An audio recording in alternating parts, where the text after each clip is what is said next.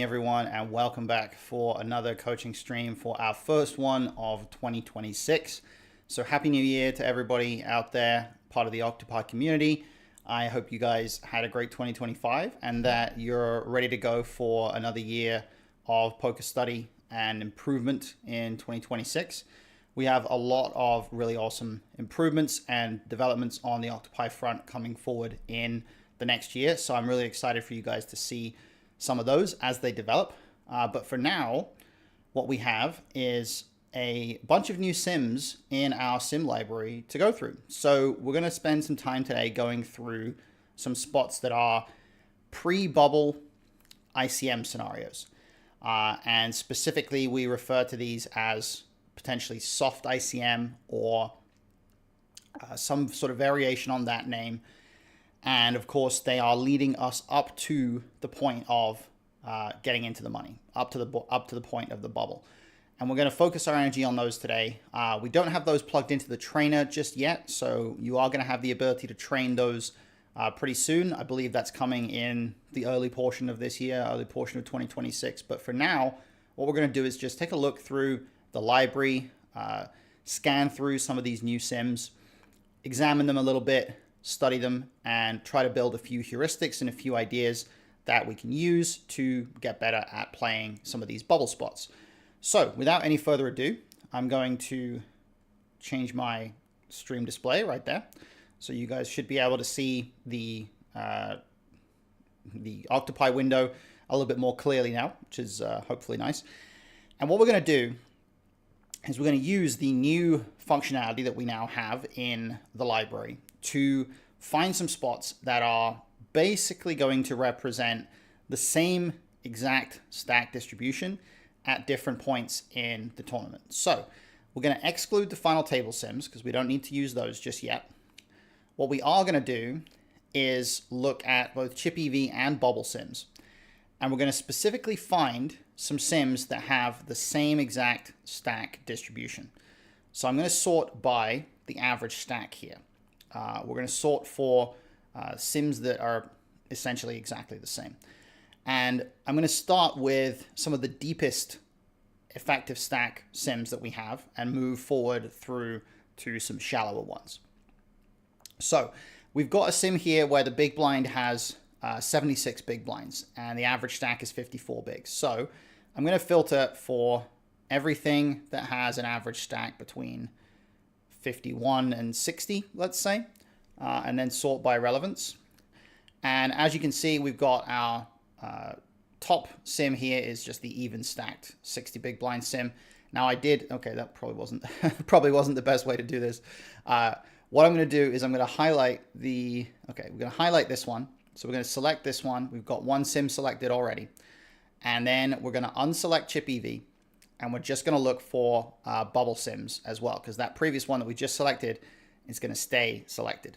So now we're going to look for these bubble sims. Now we don't have that exact sim with 54 big blind average stacks in the library. We don't have that exact stack set up there. So we want to make sure that we're studying one that we do have.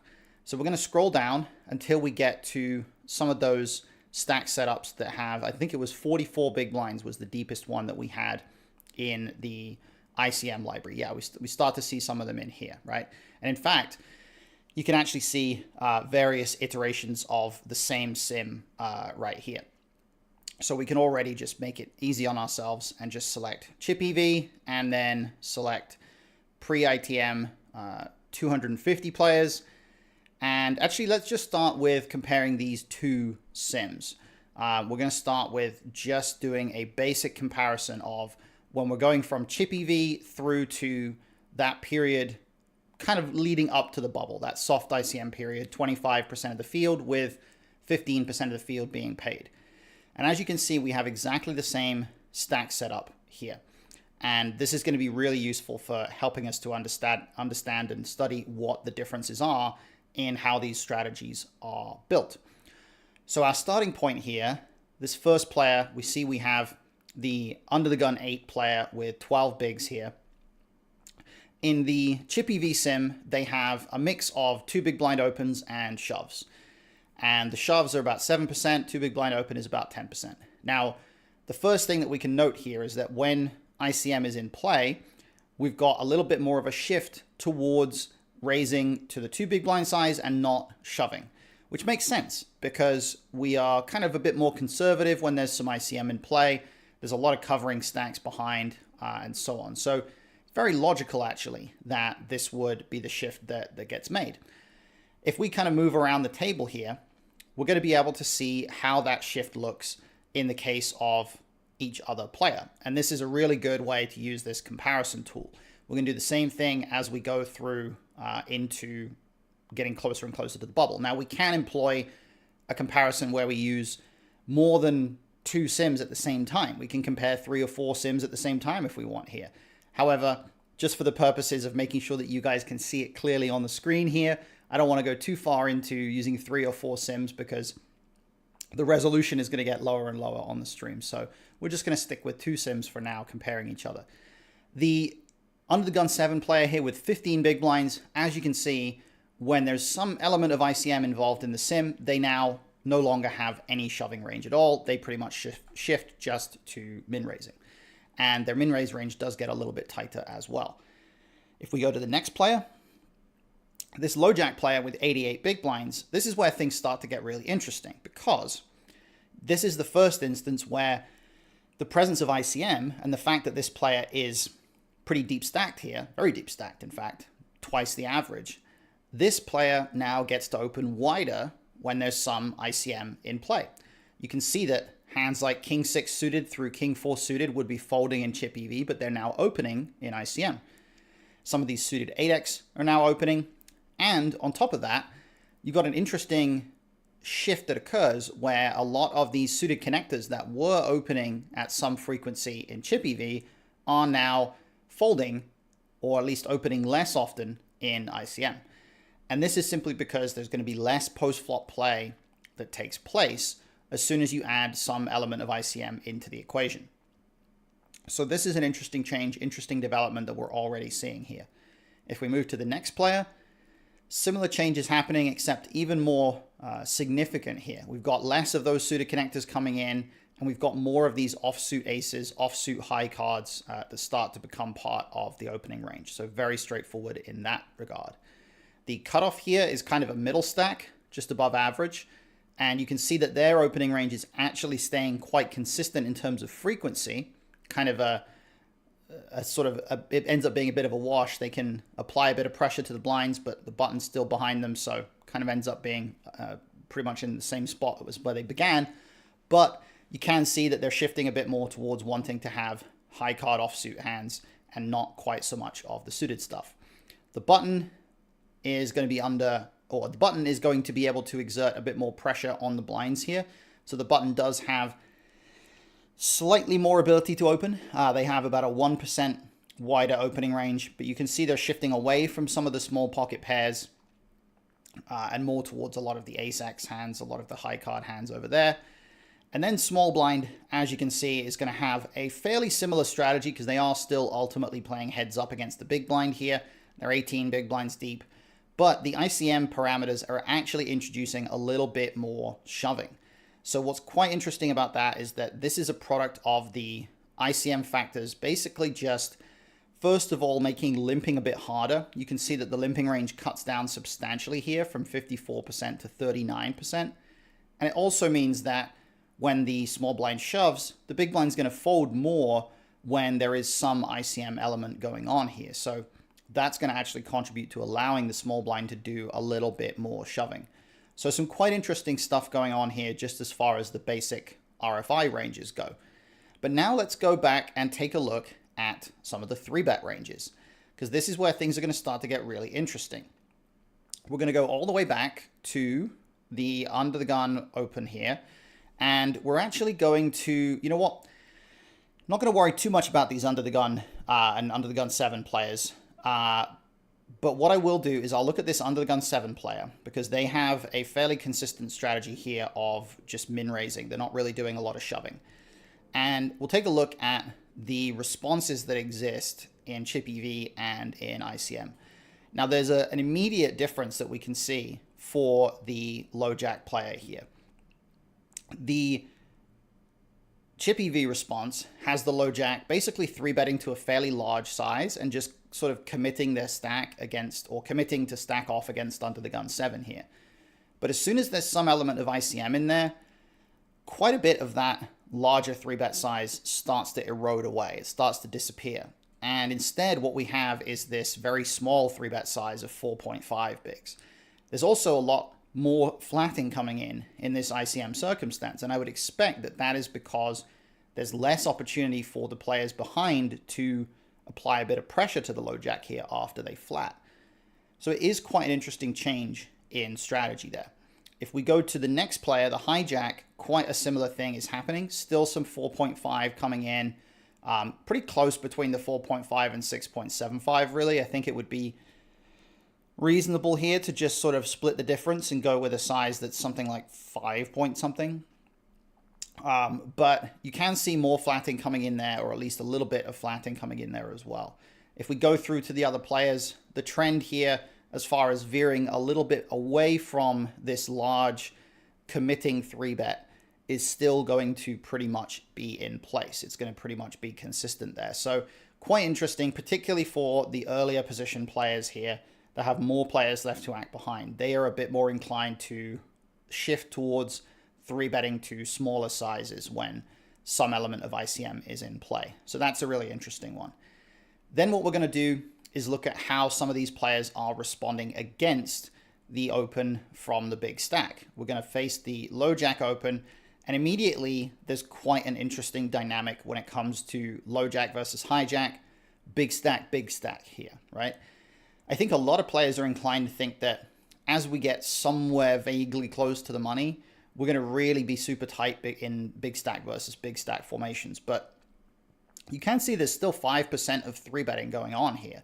In fact, it's not so much that the hijack is playing super tight in this case. It's actually more just that they are not really 3-betting for any kind of thin value anymore, really. And they're actually just 3-betting more polar with their overall construction. You can see if we highlight the 3-bet ranges here, in the Chippy V scenario, there's a lot of mixing with a lot of these suited Broadway hands and suited connectors. And there's a lot less of that in the ICM spot. In fact, they would prefer to 3-bet a lot of these suited ace hands as soon as ICM starts to become a factor. And we will see as we go into some more heavy ICM situations, some situations right next to the bubble, you'll start to see that happen more and more. If we go through the other players and what they're doing against this open range here, the cutoff is staying somewhat consistent, except they are definitely tighter with ICM in play. They're doing a lot less flatting. Playing post-flop against this big stack is not going to be a great spot for them when there's more ICM in there, so that makes sense. And then we've got the button here in a pretty reasonable spot to do some flatting because they have that positional advantage, but they're actually going with a very polar strategy here. A lot more flatting with the suited Broadways and almost pure flatting 10s and so on. Then if we go to small blind is actually shifting from a mix of jam and flat in Chippy V to a mix of jam and small 3-bet in ICM. So that is a really important change to make here, that we're just doing very little flatting off of a short stack against a big stack here. And then finally, the big blind defend range. Well, naturally, it's going to be quite a lot tighter when ICM is in play. In fact, this is one of the most substantial changes that we've seen. In Chippy V, they were able to call any suited hand here, but in ICM, that is definitely not the case anymore. And of course, they're also doing a little bit of jamming now in ICM that they weren't doing before as well. And that is a little bit more of a byproduct of just wanting to apply max pressure to the opener without leaving themselves open to getting 4-bet shoved on. They're not really going to go for any thin value there with their 3-bets. That 3-bet range for a non-all-in size is very, very polar now. And they also are accompanying it with some jams there.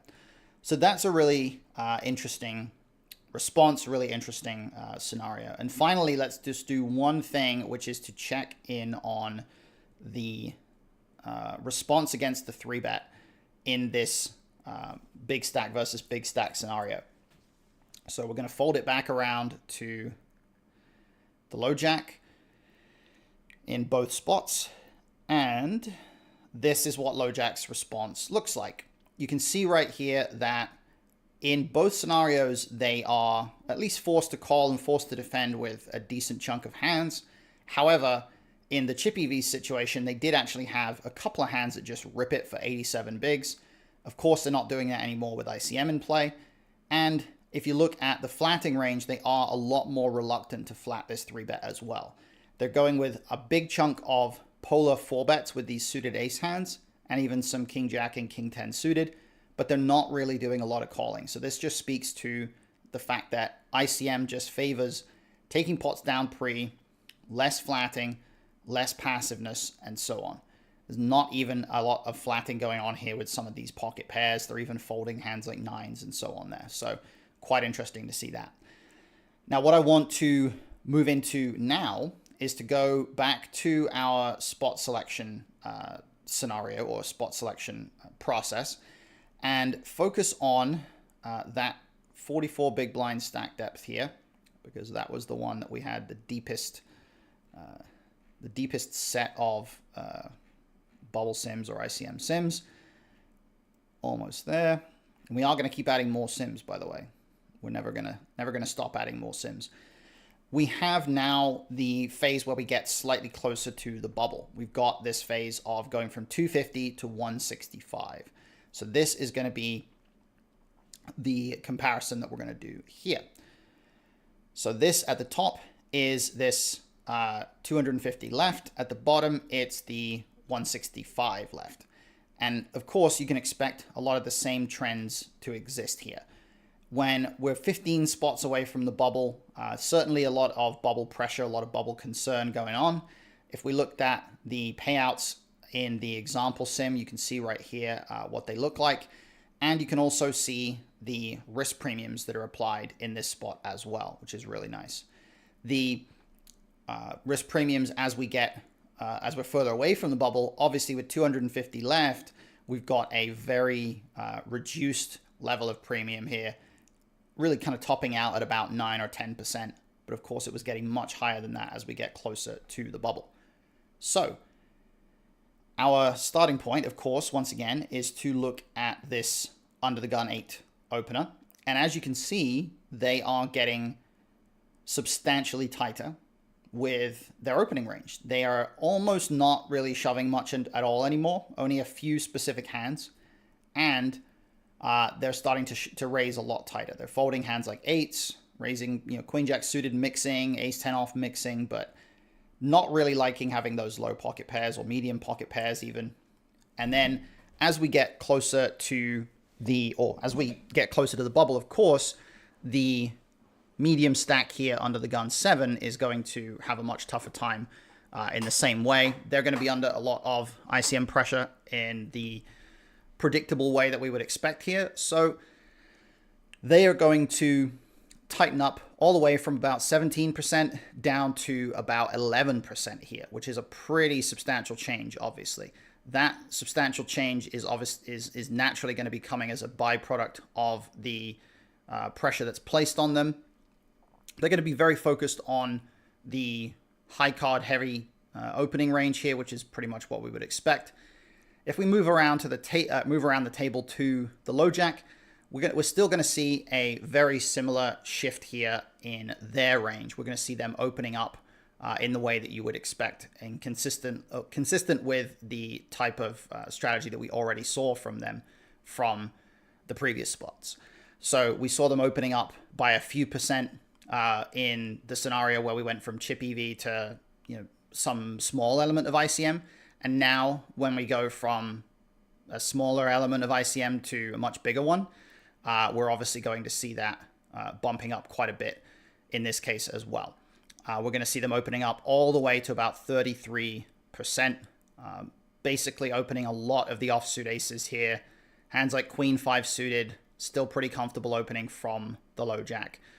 So not a particularly tough spot or particularly challenging spot for them in terms of being forced to open up tighter or anything like that.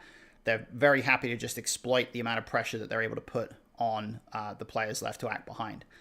So we're going to follow it around. And of course, hijack, same sort of thing.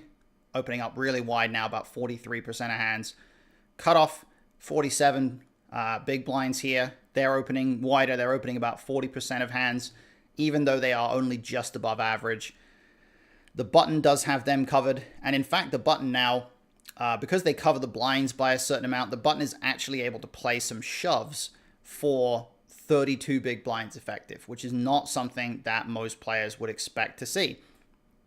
I think it's generally sort of accepted to be the case that we don't really jam for more than about 30 big blinds here, or more than 25 or so. You know, we don't open shove for 32 bigs very often, but it is actually completely correct to do that in this circumstance.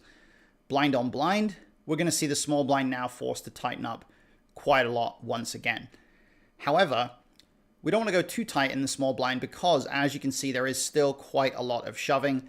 And the main thing that's changing here is the small blind has a lot less incentive to limp. Just sort of seeing that limping range condense a lot, seeing it become much more orientated around hands that can defend a bit more easily against a raise and so on. So definitely starting to see some of the impacts of ICM pressure really taking hold. If we look at some of these scenarios where we've got players opening and then responding against the open, you've got big stack here. Well, interestingly, as the risk premium goes up, there isn't a massive alteration in how the big stack is responding against the other big stack. In fact, what they are doing is they're actually flatting more when we get closer to the bubble. Now, this is a very counterintuitive thing that most players are not really going to be aware of here. And it comes down to two main variables. It comes down to two factors. The first factor is that when it's big stack against big stack, if there is more ICM pressure being placed on the players behind, then the players behind are going to be very, very unlikely, or they're going to have a very tough time applying any pressure or squeezing at a high rate once it goes raise call, right? So let's say if the hijack does call here, we're going to follow this pathway. Oops. Okay, there we go. Call. Call. That's it. If the hijack does call, we're going to see this cutoff scenario basically evolving in a way where cutoff doesn't have, they don't really have the option to flat here because of how we programmed this sim in place, but they only have 7% VPIP in both cases. The cutoff is not really able to play a lot of hands one way or the other here. The button here is going to be under a decent amount of pressure as well, about 8% one way or the other. The small blind, who would be shoving about 8% in chip EV, is now only shoving 7%. So that's a little bit extra fold equity. And crucially here, the big blind is the player that's going to actually experience quite a lot of this pressure. The big blind here is going to be forced to fold a good amount more. They're now folding about 5% more, which definitely makes an impact in this particular kind of a spot. The other thing that's really meaningful, because you can see the frequencies are only changing a little bit here with some of these players. With each individual player, they're only, forced to be very slightly tighter. But the thing that is going to be, oops, didn't mean to do that, but never mind. The thing that is going to be very relevant is that when it does go raise call, or when it does go to a flop in a single raise pot here, the low jack and the hijack are going to be forced to play quite passively against each other when it's big stack versus big stack. So it's almost a little bit of a collusion factor here, where these two players get to realize equity and see flops against each other more easily because of how much pressure the collective opponents behind them are going to be under. And it allows this in-position player, the hijack here, to actually flat a good amount wider as ICM pressure goes up, which is really interesting. Doesn't happen a lot, but it does happen in some of these big stack versus big stack situations. So that one is very curious there. Now we will just take a quick look at the response against a 3-bet for each of these scenarios. If we look at LoJack and what they're doing here, similar thing is happening here as ICM pressure goes up. Again, it's this sort of mild collusion factor where the LoJack has a decent incentive to call now against this 3-bet because of the fact that they are going to realize a bit more equity when post-flop play is going to play out more passively. Hijack isn't going to be able to blast off as often against them here, so they do actually have a little bit more room to call. So that is a really interesting variable that again starts to become relevant in this type of a spot.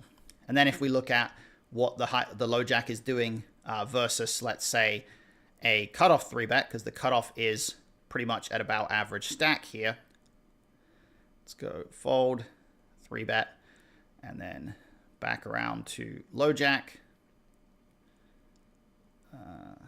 Back around to LoJack, there we go.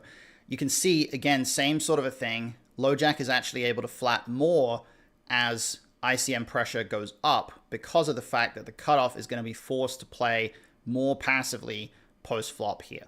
So definitely a really interesting trend there, a really interesting evolution of strategy as we get closer to the bubble, one that a lot of players are not really going to be particularly aware of. So definitely important to grasp that and to study it in some depth. Now, we're going to start to really get closer and closer to the bubble here.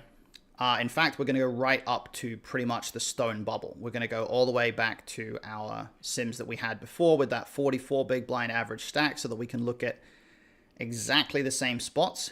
And we're going to go the 165 and the 151 remaining. So we're going to compare the 165 remaining, which is basically going to be 15 spots off the bubble, with the stone bubble itself.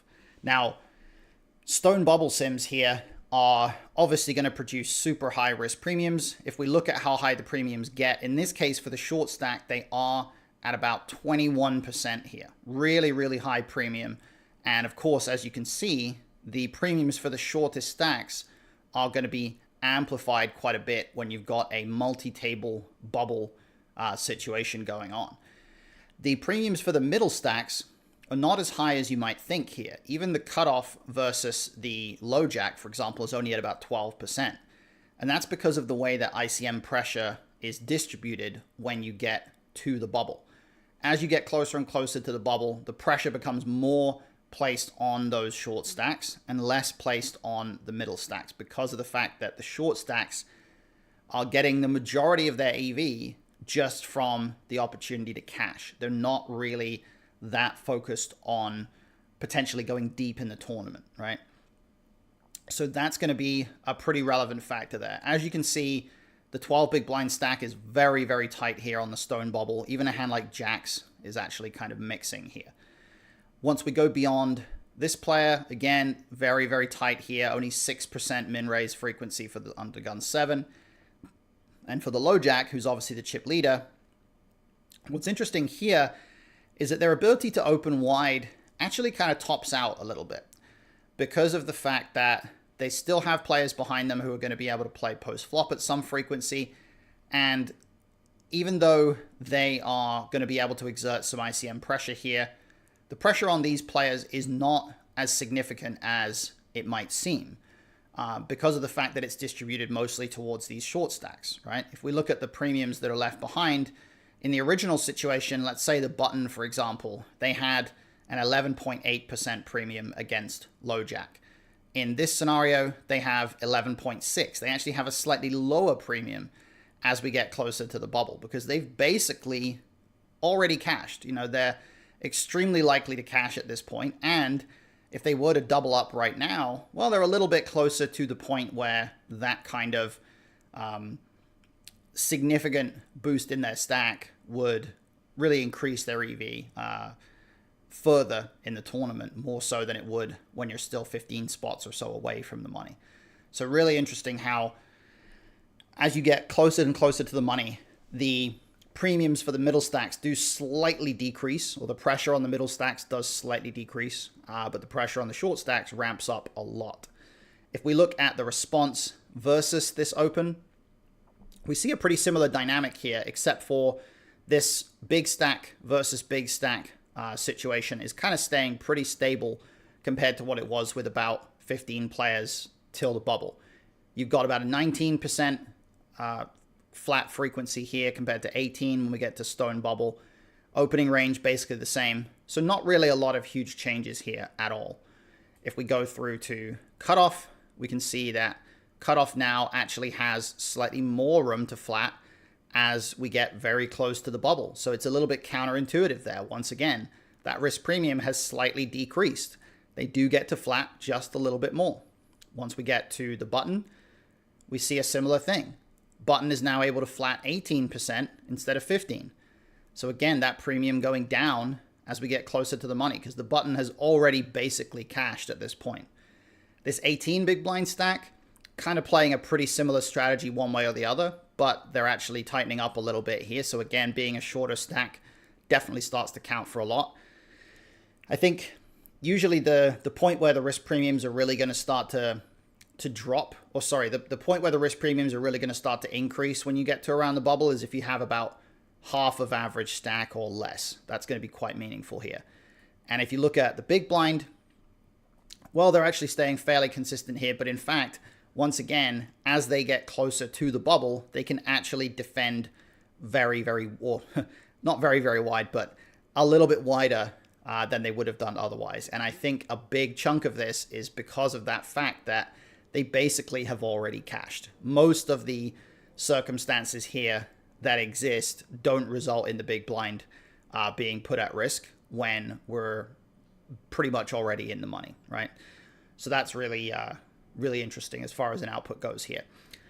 If we quickly scan back to all of the other opening strategies, we'll take a look at the hijack onwards. Hijack, 43% open when we're 15 spots away, and 44% on the stone bubble. So basically the same right there. Cutoff, 40 and 43. So cutoff does have a little bit more room to open when we're on the stone bubble. And then button, 66% open, and now 78% when we're at the stone bubble. The reason why the button is going to be so much more able to substantially increase their opening range here is because they have two stacks behind them who are both below average. They're going to be able to exert a decent amount of pressure on those players, so they get to open a very wide range and they get to do some shoving as well. Now, if they do fold, small blind here, once we get closer to the stone bubble, actually now completely flips around their strategy and they start to do a lot of limping. Now, this is where it gets really tricky. If we look at the risk premiums, the mutual risk premiums here, 15 spots away, we've got small blind basically at a 13.7 against big blind. Oops, didn't mean to do that. That's the wrong thing. Okay. Small blind at a 13.7 against big blind, and then big blind at a 5.2 against small blind. Here, on the stone bubble, we've got an 18.7 for the small blind against big blind. So not only is the small blind's premium against the big blind going up, but the big blind's premium against the small blind has actually gone down a lot. Big blind only has a 1.7 now against the small blind. And a lot of that has to do with the fact that the big blind can lose their whole stack against the small blind here, and they're still in a position where they're very, very likely to cash. So that's kind of what's happening at this point. And that increase in the big blind's sort of risk advantage or ICM advantage here over the small blind is going to make a big impact here, because that's what causes the small blind to deviate more towards just limping and not doing a lot of shoving. So very interesting spot, very interesting scenario where we go from a little bit of two-way pressure, kind of moderate level of pressure from the small blind onto the big blind, to now small blind almost can't really put any pressure on the big blind, but the big blind can put a ton of pressure on the small blind. Very different scenario there. So really interesting spot. Now, of course, we're going to also have other sims in the archive here that you can actually look at once we get into the money. So we have sims with only 100 players left. So good sort of measurement there of what the scenario looks like once we get into the money. But we're not going to worry too much about them today. We're just going to look at a different subset of ICM scenarios. So we've got, just to quickly show you that they do exist, we've got this set of sims here where it says ITM. So we've got 100 players left, same exact stack setup. Now what I'm going to do is I'm going to look for a much shallower set of stack sizes. So we're going to look for something that is essentially about 27 big blinds or so or less. So let's see, let's find our shallowest bubble situations. We've got a lot of chip EV ones. I want to find some that are, let's just do this. Oh, that's, okay, it's still giving us like those really deep stack ones. Okay, so let's filter for average stack again. Let's just filter for those ones. Start with just finding a chip EV one. We want to get the filter going for, you know what, I'm just going to reset everything. Or reset that. I think that's what I needed to do here. Okay, so we got 10 to 25, bubble. Okay, we're not looking for final table. Average stack. Okay, this is kind of what I was looking for. All right, so we've got a lot of pre-ITM ones here with 18 big blinds in the phase that we're looking for. So we're going to go to filter for those. Look at a really shallow stacked one. So we've got 18 big blinds average, chip EV. Big blind has 17 big blinds. Let's see if we've got that same scenario in a few different sort of iterations here. 17. Okay, 30. Yeah, okay, I think we do. So we've got, let's say, chip EV. Oh, we don't have that. We don't have that one in chip EV. You know what? We don't have to worry about the chip EV one. I just want to look at this couple of sims here. We've got pre-ITM 165 left compared to 151 left. Average stack being 18 big blinds. And this is the exact same stack setup. So we're going to hit compare. Now, what I think is really important about this, or significant about these types of situations that players tend to miss, is that the only thing that matters for the purposes of calculating risk premium or estimating risk premium is how our stack relates to average stack, right? What we don't want is to think that, let's say, there's a universal level of value to having, 18 big blinds, let's say. In the previous sim, 18 big blinds was significantly below average. So we were in a position where that stack size was under a lot more pressure going into the bubble, and that's going to affect the amount of ICM leverage that's placed on them and so on.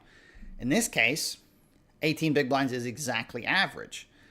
So this 30 big blind stack under the gun, being the biggest stack at the table here, they get to open very wide under the gun. They get to open 28% even with 15 spots left of the bubble, and 32% with one spot to the bubble, right? They get to open very, very wide here. Under the gun 7, basically the same thing, except in fact, they actually get to do some shoving here as we get to the stone bubble. So they get to really apply a ton of pressure with all those short stacks behind them. The low jack here is forced into being a lot tighter as we get closer, but of course, because they only have 11 bigs, they aren't really going to have a lot of room to min raise, and they don't mind applying some pressure to these hijack cutoff big blind stacks here as well. The hijack themselves with 18 bigs, you can see, does have some shoving as we get to the stone bubble. So again, they are applying a lot of pressure to the cutoff here and to the big blind. Once we get around to, I think my mouse is just frozen for a second. There we go. Once we get around to the cutoff, check this out. I mean, look how aggro the cutoff can be here with only, a 6 big blind, a 4.5, and a 15 behind them in both cases, except when they're actually on the stone bubble, they're able to shove 56% of hands. And the reason is going to be related to these risk premiums. Look at all the risk premiums that the players behind have against the cutoff here with 15 players left. So 12.1, 11.1, 13.1. And then look at what it is with 1 to go until the bubble. Oops, that's exactly the wrong button. Here. With 1 to go until the bubble, it's 21.4, 22.6, and 13.4. Massive premiums placed on the very short stacks there on the button and in the small blind because they are super shallow. They have about a third of average stack on the button and a quarter of average stack in the small blind. So these stacks being so shallow and under so much pressure themselves just allows the cutoff to really go hard and apply max pressure with those shoves here. Button in this case, you can see does do quite a lot of shoving, of course, but the interesting element here is that they're much more inclined on the stone bubble to veer towards hands that have the ability to actually get called by worse, as opposed to simply have good equity when they get called. Even a hand like Jack 10 suited here is a fold. They do have a few min raises, but it's really just the very, very top of the deck that's just trying to, extract a little bit of extra value there with a min raise. And then blind on blind, you can see here almost no limping as we get to the stone bubble, and basically just a shove or fold strategy from the small blind. And even some low pocket pairs like threes and deuces are just not good enough to shove in this case, which is quite interesting. So definitely some really interesting outputs there. And if we look at the scenario after the under the gun player raises, we're going to see a contrast in some of these strategies as well. Now, for the big stack, or the other big stack, or the second biggest stack, who has this 29 big blind stack here, it's the same sort of dynamic that we saw before. The opening range is fairly wide here, but the 3-bet strategy is pretty polar for this player, and they are actually able to flat a fair bit because of how passively post-flop is going to play out, and because of how little pressure the players behind are going to be able to exert on them here. It's going to make sense for them to do some flatting and for them to have that slightly more polar 3-bet approach. For the player in the low jack, we've got a pretty simple, more or less shove or fold kind of strategy. The hijack is now playing a little bit of flatting, which is kind of surprising once we get to the stone bubble, but basically just reverting mostly to shove or some small 3-bets. The cutoff is the interesting player here because they are under some pressure from these early position stacks, but they're not under as much as you might think. They are able to do some shoving to apply max pressure to that opener. And as far as 3-bets go, they're never using, or almost never using, the 7.5 size here. They're just going with that 5 big blind size with a fairly sort of polar strategy, a lot of suited bluffs and so on. If we go to the really short stacks, we'll take a look at how tight the button is getting in their 6 big blinds after they face an open here. With 15 left till the bubble, they're going ace 10 plus, 9s plus. On the stone bubble, they're only going 10s plus, ace jack suited, ace queen off. Then the small blind, obviously even tighter here. They're only going 10s plus, ace queen suited, not even ace queen off there with no fold equity. So have to be obviously really, really tight. And big blind defense range, not going to be drastically tighter once we get to either of these situations. But as you can see, the fact that we are at the stone bubble does actually put them in that kind of weird paradoxical situation where they are able to flat a little bit wider. And that's going to be kind of a product of, like I say, how much passiveness is going to occur post-flop to some extent. It's also going to be a factor of the under the gun range actually being wider here. So in the ICM situation, in the stone bubble situation, you've got 32% opening range compared to a 28% in the spot where there's 15 players away. So very interesting to see that big blind strategy kind of emerging in a different way in this case, or very interesting to see them not tightening up as much as you might think here. Now, just to illustrate a little bit how strategies change after we get through the bubble, let me load up one of these sims that have 100 left because I do think it's useful to just take a quick look at it. Obviously, stone bubble, very, very tight for a lot of players.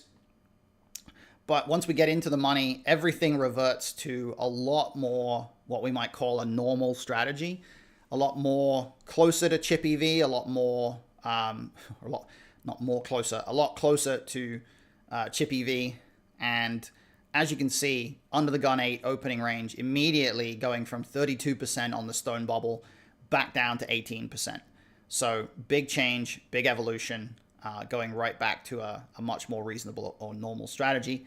Under the gun 7, even more so, right? They started to shove a lot when we start to get to the stone bubble. But when we're into the money, 100 players left with 150 paid, we're right back to that territory where they're just opening 20% of hands. They are able to open some offsuit aces, but they're definitely just not going overboard by any means here. Low jack, pretty much back to normal as well. Kind of a polar min raise and then a shoving range of about 13% as we see. Hijack, 18 bigs, very similar to what you would expect. Pretty close to a chip EV strategy for 18 bigs here from the hijack.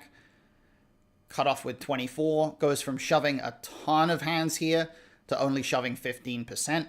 And the stuff that they're shoving now is much more logical. It's low pairs, suited aces, middle suited hands, strong offsuit hands, and so on. So definitely right back into that territory where we would expect to see a lot more just kind of standardized sort of strategies. And now 6 big blinds, of course, way happier to get it in, shoving twice as wide, more than twice as wide.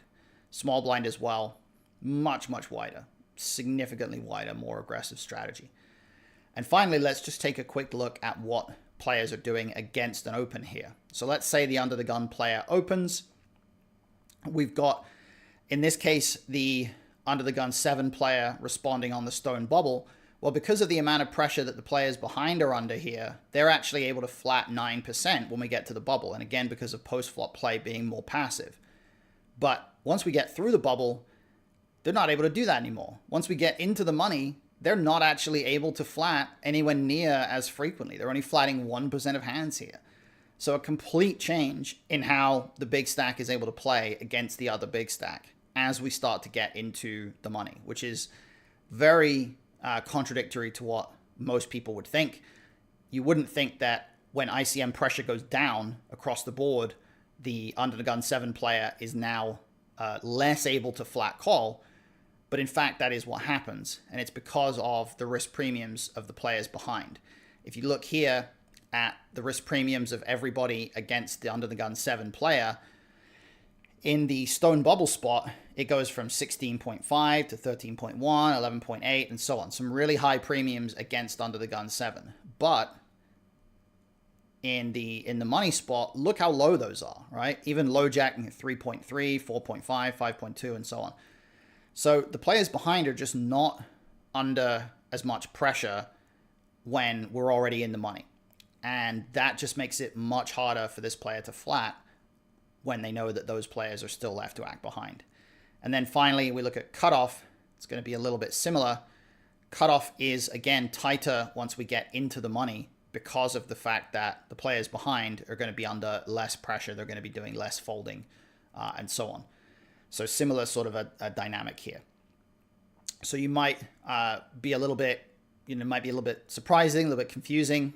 Just do bear in mind, though, that when you're dealing with ICM here, the 8-handed dynamic, or the fact that we're dealing with risk premiums that are not just one player against another, but risk premiums of one player versus another, and then all of the stacks behind, that's always going to be a relevant factor too. Yeah, welcome, Lola, and yeah, that's interesting. Absolutely. I think it's a really curious and surprising part of some of these ICM sims, but it is an important one to kind of embrace and to study that. So I think that's probably a good place to wrap it up. We did cover a lot of different stuff related to some of these ICM sims. So thank you everybody for tuning in. Make sure this 9's fold is savage. Yeah, kind of is. It kind of sucks folding 9s there on the bubble, right? So thank you everybody for being here. Certainly some interesting stuff to talk about. Glad Hostito, glad you found it useful.